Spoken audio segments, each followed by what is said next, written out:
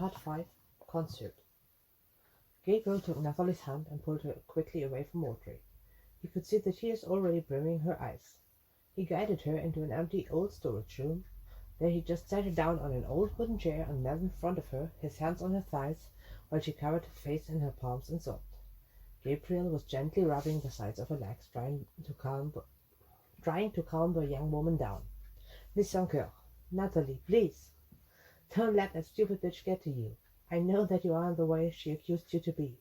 I hired you because of your skills and experience. Your beauty is just a bonus, he hummed.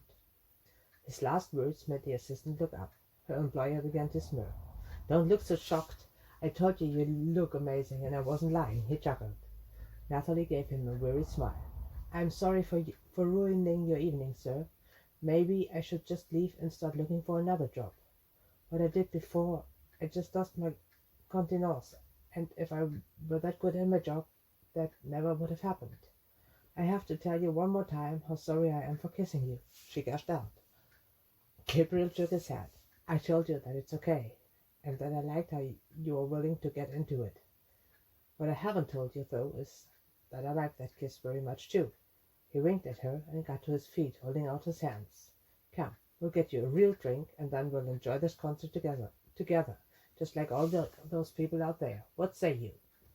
Nathalie took a deep breath, then she nodded hesitantly. All right, let's go. Half an hour later, they were both a little tipsy and had started to dance with all the others around them.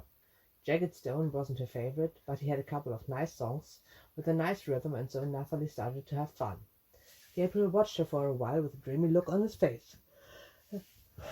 As then one of his favorite songs started, he couldn't hold back any longer and laid his arms around her waist from behind, while placing his cheek on hers. As he now moved his hips from one side to the other, Nathalie leaned back against his chest and moved along with him. Are you feeling better? The designer shouted into her ear. A lot, she yelled back, beaming brightly. I never thought I could have that much fun with my boss. Gabriel hugged her a little tighter and placed a peck on her cheek. I'm enjoying your company very much, too. They kept dancing like this for the rest of the concert. The last song was a slow one. With an inviting smile, Gabriel turned her towards him, asking, Well, Miss Sancoeur, would you grant me one real dance tonight? He held out his hand.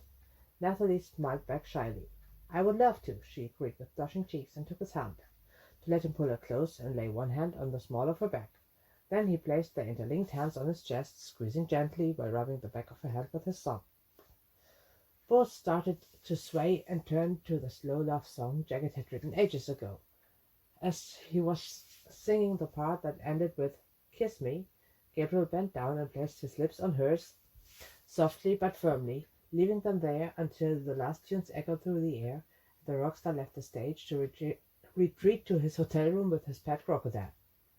I parted their lips with a sigh, noticing all of a sudden that they were surrounded by reporters who were taking pictures and kept asking questions. Oh no, Nathalie hissed and tried to pull back.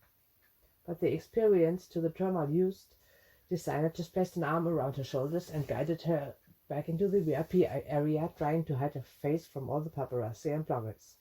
Come, let's get back home quickly, he said into her ear. And don't be scared. Whatever they might come up with, I know that it isn't true, and so do you. Just let me get you out of here. Nathalie sighed in relief as they eventually ducked through the doors and into the back of the limousine. The driver instantly drove off, leaving the blinding flashlights and the nagging reporters behind. The designer watched his assistant with concern. Are you all right? I am very sorry for getting you into a situation like this one, but for now we are safe and will be home soon, he inquired with a soothing voice. I am fine, sir. Thank you for the nice evening. I haven't had so much fun for ages. Thank you so much. She smoothed, showing still signs of the effects from the booze. The warmth in the car and the following cool air when they got out and walked back into the mansion only worsened her state, and Gabriel, despite feeling more than a little drunk himself, half dragged, half carried her to her room. Will you be good? He questioned as he sat her down on her bed. Don't worry, I'll be okay. Just go and get some sleep. You have a meeting early tomorrow morning, she blurted out and giggled, then let herself fall back onto her cushion and was slightly snoring a couple of seconds later. Gabriel shook his head as he loitered to his own room, that despite being so wasted she still remembered his schedule. He took a quick shower and then, without drying himself off, he hurried to brush his teeth to then collapse on top of his duvet, drifting into a deep sleep immediately. He sighed as he started to dream about the blonde woman he missed so much. But all of a sudden her hair was dark with a red strand, and her green eyes were suddenly of a unique blue.